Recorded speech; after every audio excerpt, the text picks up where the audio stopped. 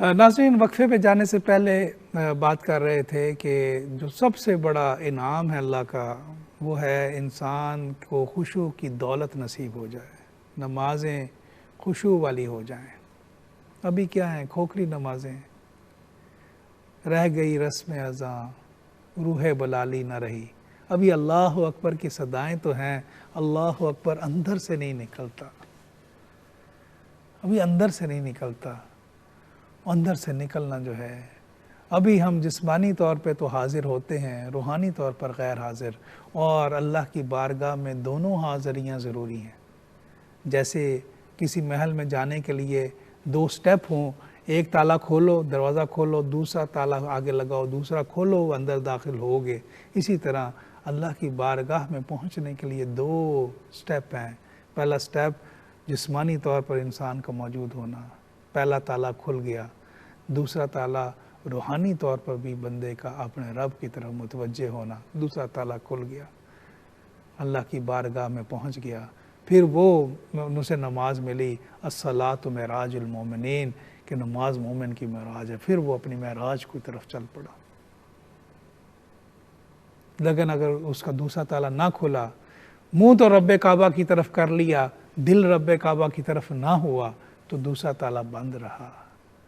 देखें नाजरीन, कितना इम्पोर्टेंट है तवज्जो होना, मुतवज्जे होना रब की तरफ।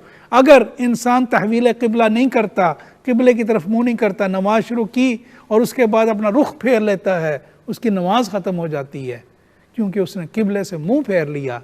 ये तो उसने जिस्मानी तौर पर फेरा। अगर उसका दिल ही क़िबले से फिरा हुआ है, क़िबले की तरफ मुतवज्जे ही नहीं है, रूहानी तौर पर वो उस तरफ नहीं है, तो क्या वो दूसरा ताला खोल लिया उसने?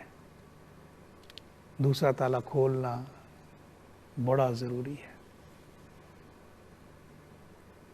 और ये चीज़ कैसे नसीब होती है? जब इंसान के अंदर खुशू आ जाता है। खुशू कैसे आता है? इसके लिए कुछ लवाज़िम है नाज़रीन। सबसे पहली चीज़ जो समझने वाली वो ये है कि अल्लाह के बारगाह में, अल्लाह की दरबार में हाज़िरी है नमाज। नमाज ऐसे नहीं है, मिसाल के तौर पर मुझे कोई मिनिस्टर अपने ऑफिस में मीटिंग के लिए बुलाए तो क्या होगा, मैं बड़ा तैयारी करूँगा। जितनी बड़ी शख्सियत होगी उतना ज़्यादा मैं नर्वस हो रहा हूँगा कि भैया सामने जाना है, बात करनी है, कोई बात ऐसी ना हो जाए, कोई ऐसी बात ना हो जाए। तैयारी की जा रही है और सारा पूरा उसका होमवर्क किया जा रहा है, जिस मौजू पे बात करनी है उस मौजू को तैयार किया जा रहा है, और साथ नर्वस भी इंसान हो रहा है कि भाई मैं अब जाना है, क्या बनेगा। बादशाहों के बादशाह के दरबार में हाज़िरी है। अगर इंसान उसको समझे ना तो वो फिर उसकी तैयारी भी नहीं करता, उसको समझे। इसलिए जब अज़ान होती थी तो सहाबा कराम के चेहरे का रंग तब्दील हो जाता था, क्योंकि अपने रब के सामने जाने लगे हैं। जो मेरे गैब, जो मेरा हाल जानता है, जो बाहर भी जानता है, अंदर भी जानता है। लिल्लाहि मा फिस समावाति व मा फिल अर्द व इन तुब्दू मा फी अनफुसिकुम औ तुख्फूहु युहासिबकुम बिहिल्लाह। और जो तुम दिखाते हो, जो तुम छुपाते हो, सब जानता है वो रब। अब उस रब के सामने मैं जाने लगा हूँ। उससे पहले मैं सुबह अपनी लालच में मैंने किसी से नाजायज़ ज़्यादा पैसे ले लिए, किसी चीज़ को बेचते हुए मैंने जुल्म कर लिया अपनी जान के ऊपर। अब मैं अपने रब के सामने जाने लगा हूँ। अब मेरे पाँव लर्ज़ रहे हैं, अब मेरे ऊपर राशा तारी हो रहा है कि मैं किस मुंह से जाऊं, क्या क्या हूँ, कैसे खड़ा होऊंगा अपने रब की बारगाह। तो इस एहसास को लेना कि मैं अपने रब की बारगाह, इसलिए नाजरीन घर में भी चाहे नमाज पढ़ें तो उसे उसी तैयारी से नमाज पढ़ें।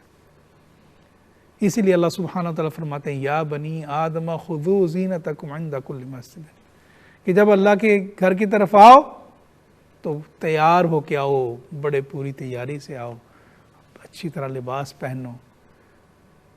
मीटिंग में जाते हैं अच्छे लिबास के साथ नहीं जाते। कभी ऐसे हुआ कि कैजुअल ड्रेस में चले गए, किसी और जगह जाना, जितनी बड़ी जो है तकरीब होती है, उसी हिसाब से, उसी मौजू से, उसी मुनासबत से हम जो है अपना लिबास ज़ेब तन करते हैं। तो नमाज के लिए अगर बंदा तैयारी के साथ ना आए, ये तो आपकी तैयारी है जो लिबास के हिसाब से है, वो अमाल के हिसाब से भी तैयारी, क्योंकि वो अंदर का हाल भी जानता है। तौबा करते हुए अगर कोई गुनाह हो गया, कोई गलती हो गई, या अल्लाह मुझे माफ़ कर दे, या अल्लाह मुझे माफ़ कर दे, तेरी बारगाह में आ रहा हूँ, या अल्लाह कबूल कर लेना, या अल्लाह कबूल कर लेना। अगर आप देखें अम्बिया अलैहिस्सलाम हर कोई नेक काम करने के बाद, कोई भी खिदमत करने के बाद पहली जो दुआ फरमाया करते थे, रब्बना तक़ब्बल मिन्ना इन्नका अंतस समीउल अलीम, मेरा रब कबूल कर ले, मेरा रब कबूल कर ले। तो पहली तो सबसे पहली चीज़ है पूरी तैयारी आपकी, पूरी आप लिबास के साथ पूरा, अगर जुमे का दिन है तो आप बाकायदा जो है एहतमाम के साथ जो है बंदा उस दिन नहाए, इतर लगाए और पूरी तैयारी के साथ, अगर कोई जॉब है ऐसी है तो 2 घंटे की ब्रेक ले ताकि अच्छा टाइम हो, अच्छी तरह तैयारी करे, अपनी नमाज की पूरी तैयारी के साथ जाए। पहली चीज़ कि पूरी तैयारी हो। दूसरी चीज़, नमाज से वक्त से पहले पहुँचे और उसका अजर और सवाब भी बड़ा है। अगर हदीस को देखा जाए तो जो बंदा अपने घर से वज़ू करके नमाज के लिए आता है और आके बैठ जाता है मस्जिद में आके तहियतुल मस्जिद नवाफिल अदा करता है, फिर अल्लाह की याद में रहता है, वो ऐसे ही है जैसे अल्लाह की इबादत में है। जुमे के लिए आता है, पहली सफ़ में बैठता है, सबसे ज़्यादा अजर, पीछे होता है कम अजर, और पीछे आता है कम अजर। क्यों, क्या वजह है? वजह यह है कि जब इंसान वक्त से पहले आता है तो वो अपने आप को फिर दुनिया से काटता है। देखें ना, मेरे ज़हन में दुनिया चल रही है, मेरे ज़हन में दुकान चल रही है और मैं दौड़ता हुआ आया हूँ, गाड़ी फटाफट पार्क की है और मैं आते साथ ही अल्लाहु अकबर, मेरा जहन वहाँ से शिफ्ट ही नहीं हो सका, अभी मेरी रूहानी कैफियत ही नहीं बन सकी, मैं इस चीज़ को कबूल ही नहीं कर सका कि मैं मस्जिद में आ गया हूँ। और मैं कैफियत बना रहा था और अभी उस फ्रेम में आ रहा था कि मैंने नमाज ही मेरी ख़त्म हो गई और उसके बाद फिर मैं वापस अपने कारोबार में लग गया। हाँ, अगर कोई बंदा पहले आता है, इसीलिए पहले आना जो है मस्जिद में, इसके ऊपर काफ़ी ज़्यादा, और मस्जिद के इकराम में तहियतुल मस्जिद पढ़ना, आके नवाफिल अदा करना और फिर आके थोड़ी देर ज़िक्र अज़कार में बैठ जाना, ये इसको इसलिए इतना ज़्यादा रिकमेंड किया जाता है क्योंकि इंसान उसके लिए, उस नमाज के लिए जिस्मानी तौर पर भी तैयार होता है और रूहानी तौर पर भी तैयार होकर फिर अपने रब की बारगाह में खड़ा होता है। जिस्मानी तौर पे कैसे तैयार हुआ? वो नहाया, उसने अच्छे कपड़े पहने, उसने जो है इतर लगाया, खुशबू लगाई और वो मसवाक की, अपने आप को तैयार किया, वज़ू किया, सारा कुछ करके आया, ये उसका तैयारी थी। और रूहानी तौर पे कैसे आया कि वो आके वक्त से पहले आया, अपने आप को याद इलाही में लगाया।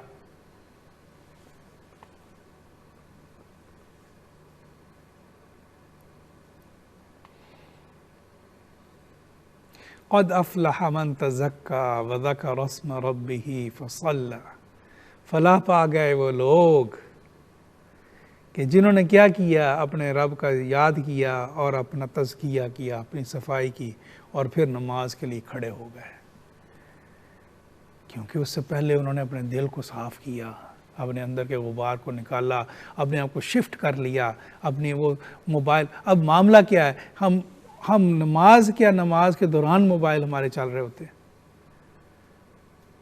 बड़ा दुख होता है, कई दफ़ा खुतबे के दौरान जो है हमारे मोबाइल चल रहे होते हैं, हमारे मैसेजेस चल रही होती हैं। क्यों कहा गया कि जब जुमे का खुतबा हो कुछ ना करो, सुनो, ध्यान करो, ताकि तुम अपने आप को रूहानी तौर पर उस जगह पर ले आओ और तुम अपने आप को दिल जो है उस पर मुतवज्जे हो जाए। हमारा क्या होता है कि हम हर वक्त उस वक्त तक मोबाइल 2 मिनट 1 मिनट पहले तक जो है दुनिया से पूरी तरह कनेक्ट होते हैं। और अल्लाह क्या फरमा रहे हैं, वज़्कुर रब्बका वतबत्तल इलैहि तब्तीला, कि अपने रब की याद में दुनिया से कट जा। फिर तो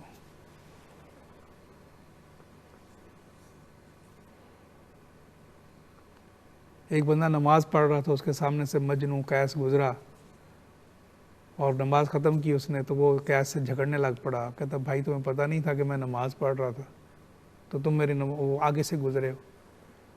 तो वो उसने उसे माफ़ी मांगी और कहने लगा कि मुझे माफ़ कर दो, मुझे मैं तो लाला के ख्यालों में ऐसा गुम था, मुझे पता ही नहीं चला कि मैं तुम्हारे आगे से गुजर गया।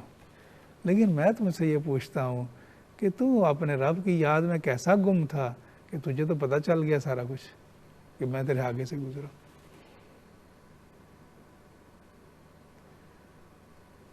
ये चीज़ करने के बाद, यानी कि उसके बाद सबसे अहम आगे अगली चीज़ जो है, अल्लाह सुब्हानहू व तआला क्या फरमाते हैं, वला तक़रबुस्सलात व अंतुम सुकारा हत्ता तअलमू मा तक़ूलून।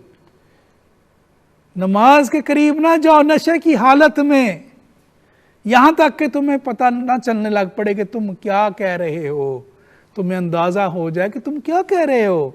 नशे की हालत में कोई इंसान को कोई अंदाज़ा नहीं होता वो क्या बोल रहा है, उसको कोई पता नहीं होता वो किस जगह खड़ा है, उसको ना जगह की तकरीम का पता होता है ना उसकी अहमियत का पता होता है, तो वो उस हालत में खड़ा होता है। इसीलिए कहा गया इस हालत में नमाज के करीब भी ना जाओ, नमाज ना पढ़ो।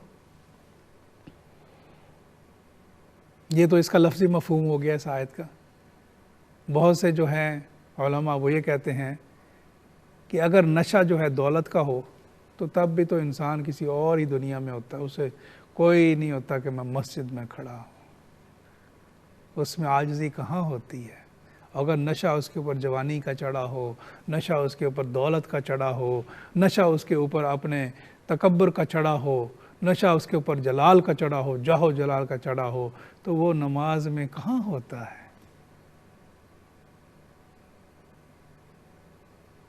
तो हर तरह के रसूम व रवाज, हर तरह की जो सोचें हैं, हर तरह की उसको छोड़ दो। जब अल्लाह के सामने हो आजिज़ हो जाओ। और देखो ये इतनी खूबसूरत चीज़ है, कोई और किसी और मज़हब में आपको ऐसी इबादत, ऐसी मुकम्मल इबादत आजिज़ी के साथ नहीं मिलेगी कि जिस तरह तुम खड़े होते हो आजिज़ होके, रुकू करते हो, सजदा करते हो, ये तमाम फिज़िकल एक्शन, जिस्मानी हरकत इतनी अहम है नमाज में, जो तुम्हें रूहानी तौर पर भी बालीदगी करती हैं। जब बंदा तुम रुकू में जाते हो तुम्हें महसूस होता है कि मैं अब कितना नीचे चला गया, और जब सजदे में होते हो तो तुम बिल्कुल अल्टीमेट सबमिशन होती है, मुकम्मल तौर पर अल्लाह के सामने आजिज़ हो चुके होते हो। और अगर तुम्हारे अंदर वही गुरूर और बुत और उसका तकब्बुर का बुत तुम्हारे अंदर वही मौजूद हो तो वो फिर सजदा कोई नहीं होता। फिर इसीलिए इकबाल फरमाते हैं, एक सजदा जिसे तू ग्रां समझता है, वो सजदा जो अल्लाह को करना है, अपने रब को करना है, अपने दिल को दूसरे सजदों से निकाल लो।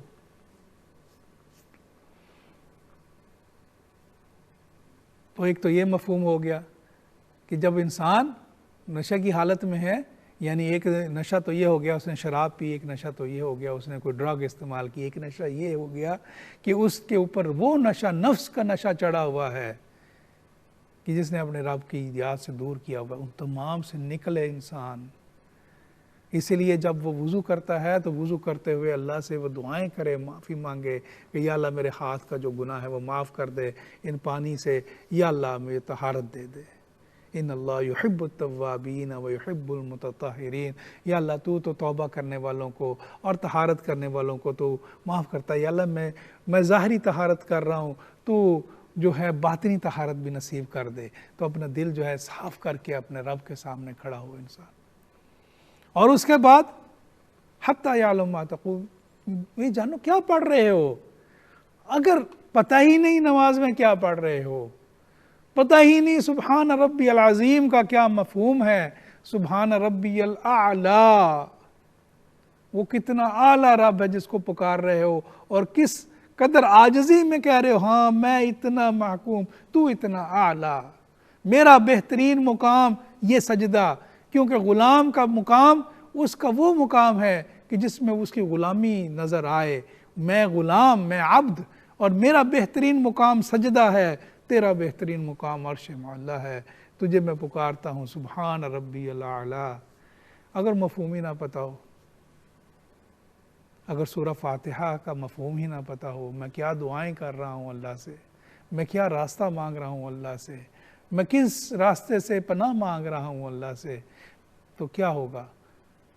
कोई इंसान नमाज से नहीं जुड़ेगा। तो इसका मतलब क्या हुआ, इस आयत को अगर देखा जाए, अगर इसके ऊपर ज़्यादा गहराई से गौर किया जाए तो नमाज में ना सिर्फ इंसान हर तरह के नशों को छोड़े, बल्कि इंसान को नमाज का मफ़हूम पता हो, नमाज जो पढ़ रहा है उसको पता हो। तो फिर आप नाज़रीन सोचें कि जब इंसान जो है इस तरह आके नमाज को पढ़ेगा, अब वो जो आयत पढ़ रहा है उसका वो मफ़हूम को समझ रहा है, उस मफ़हूम के ऊपर गौर कर रहा है, तो आप सोचें कि उसकी कैफियत क्या होगी। इसीलिए आता है रवायात में, हज़रत उमर रज़ी अल्लाह तआला अन्हु नमाज फ़जर में खड़े हुए, इज़ा शम्स कुव्विरत व इज़ा नुजूम कदरत, शुरू की सूरह कुव्विरत, इज़ा शम्स कुव्विरत व इज़ा नुजूम कदरत व इज़ल जिबाल सुय्यरत व इज़ल इशार उत्तिलत व इज़ल वुहूश हुशिरत व इज़ल बिहार सुज्जिरत व इज़ल नुफूस ज़ुव्विजत व इज़ल मौऊदत सुइलत बिअय्यि ज़ंबिन क़ुतिलत व इज़ा सुहुफ़ नुशिरत। जब इस पे आए व इज़ा सुहुफ़ नुशिरत कि आमाल नामे खोल दिए जाएंगे, गिरिया तारी हो गया उनके ऊपर कि क़यामत वाले दिन मेरा आमाल नामा खोल दिया जाएगा, सबके सामने आमाल नामा होगा। और कई रोज़ उनकी तबीयत नासाज रही, उसका असर इतना ज़्यादा हुआ। नाज़रीन, अगर वो आयत को ना मफ़हूम जाने, जब उसको पढ़े, कुरान तो ऐसा है कि कुरान को पढ़ते चले जाओ तो तुम्हारे ईमान और भलीदगी बढ़ती जाती है। इसलिए नमाज के अंदर ये बहुत अहम चीज़ है कि नमाज पढ़ते हुए इंसान जो है नमाज का मफ़हूम को जाने, फिर नमाज सुकून से अदा करे। जैसे मैं पहले बता चुका, जल्दी किस बात की है, जल्दी किस बात की है। मैं देखता हूँ कि फूड आउटलेट के ऊपर लाइनें लगी होती हैं, 20-20 मिनट आधे घंटे बाद बारी आती है, बड़े आराम से बड़े सुकून से पता होता है खड़े हैं, जा भी नहीं रहे, बड़ा लजीज खाना मिलता है जी, यहाँ से क्या करें, अब ज़ाहिर है इतना रश है, खड़े तो होना ना जी, लेना तो है। ये तो जिस्मानी खुराक लेने के लिए आप इस तरह खड़े हो, रूहानी खुराक ले रहे हो जिससे तुम्हारी रूहानी बालिदगी होती है, उसके लिए क्या इतनी दौड़। आराम से सुकून से पढ़ी जाए नमाज। फिर क्या है, आता है हदीस में कि शैतान जब अजान दी जाती है तो शैतान जो है उल्टे पांव भागता है, उल्टे पांव भागता है शैतान, और जब अजान ख़त्म हो जाती है फिर वापस आता है वसवसे डालने के लिए। तकबीर शुरू होती है फिर भागता है, तकबीर ख़त्म होती है फिर वापस आ जाता है वसवसे डालने के लिए। अब शैतान का काम है वसवसा डालना। अगर नमाज में कोई ख्याल आ जाए तो उलमा कहते हैं अल्लाह सुब्हानहू व तआला माफ़ करने वाले, लेकिन नमाज में इरादतन ख्याल को लाना और उसको फिर आगे उसको पूरा उसमें सोच में पढ़ना और उसको पूरा आगे खींचते चले जाना, और वो जो है वो उसकी इजाज़त नहीं है कि नमाज के अंदर अपनी अब दुकान का हिसाब करने लग पड़े नमाज के अंदर। हाँ, ख्याल आ जाए उसको झटकना, नमाज में ख्याल आए झटकना, झटकेंगे कैसे, आयत की मफ़हूम की तरफ लौटेंगे, अल्लाह क्या फरमा रहे हैं, अल्लाह मुझे क्या फरमा रहे हैं, इस आयत में क्या बात हो रही है, मैं क्या कह रहा हूँ, उसके ऊपर आप अपनी तवज्जो मरकूज़ करेंगे। और हदीस में आता है कि अगर फिर भी बार बार शैतान जो है आपके ऊपर हमला करे तो फिर आप क्या करें कि अपने बाएं तरफ 3 दफ़ा जो है थूक दें, खुश्क थूक यानी थू 3 दफ़ा करें ताकि शैतान मरदूद आपसे दूर हो जाए। और फिर क्या करें, आप जो पढ़ रहे हैं उसके बारे में गौर करें, जो पढ़ रहे हैं। एक और बड़ा अहम जो है टिप जो है वो खुशू हासिल करने के लिए ये कि जब नमाज के लिए आएँ तो पूरी फुर्सत के साथ आएँ। फुर्सत का मतलब ये कि अपने काम निपटा के आएँ अच्छी तरह। गाड़ी की पार्किंग का मसला है, गाड़ी आराम से लगा के आएँ, इस बारे में जल्दी ना करें, अब जमात निकल रही है तो मैं क्या करूं, फटाफट गाड़ी लगा दें। उससे बेहतर है कि आप गाड़ी आराम से लगाएं, आपकी पार्किंग आपको पता हो लगी हुई है, गाड़ी मेरी सिक्योर है, अपने मामला दुरुस्त हैं, फिर नमाज के लिए खड़े हों। हज़रत आयशा रज़ियल्लाहु ताला अन्हा से एक हदीस है, मरवी है, हज़रत आयशा रज़ियल्लाहु ताला फरमाते हैं कि अगर कोई बंदा नींद के गलबे में हो, यानी कि नींद बहुत आई हुई है, तो वो बेहतर है कि पहले नींद थोड़ी सी ले ले, उसके बाद नमाज के लिए खड़ा हो। हाँ, इसमें ये बात जहन में रखी, ये नहीं कि नमाज का वक्त निकल रहा है, आधे घंटे बाद नमाज और आप सो गए आराम से, ये नहीं। मिसाल के तौर पर आपको पता है कि अब ज़ोहर की नमाज जो है अभी 2 घंटे या 3 घंटे, चलो मैं आधा घंटा ज़रा थोड़ा सा नैप लेता हूँ ताकि मेरे जिस्म में ताकत आए, और फिर पूरी तवज्जो से नमाज। यानी कहने का मकसद ये है कि जब नमाज के लिए खड़े हों तो उस खड़े होने से पहले जो है आप उन तमाम चीज़ों, तमाम डाइवर्जन को कि जो आपके ख़यालात को मुंतशिर कर सकती हैं, अल्लाह सुब्हानहू ताला से दूसरी तरफ भटका सकती हैं, उनको ख़त्म कर लें ताकि आप यकसुई को पा सकें। उसके लिए क्या है, आप अपनी जो ज़रूरियात हैं वो पूरी हो जाएं। अगर मिसाल के तौर पर भूख लगी हुई है आपको, और खाना, ये भी हदीस में आता है, खाना आ गया सामने, भूख है तो खाना पहले खा लें।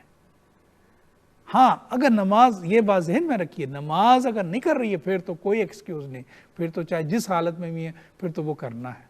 लेकिन ये उस सिचुएशन में है, अभी थोड़ा वक्त है आपके पास और आपको भूख लगी हुई है, आप फिर आराम से खाना खा लें, खाना खा लें। अगर किसी को टॉयलेट जाने की हाजत महसूस हो रही है तो फिर उसका नमाज पढ़ना मकरूह है। उसको महसूस हो रही है हाजत, और उस हाजत की हालत में वो खड़ा हो जाए नमाज के लिए। अब जाहिर है उसकी वजह से बेचैनी होगी, बेचैनी की हालत होगी, तो फिर वो नमाज में वो चीज़ उसे नसीब नहीं होगी।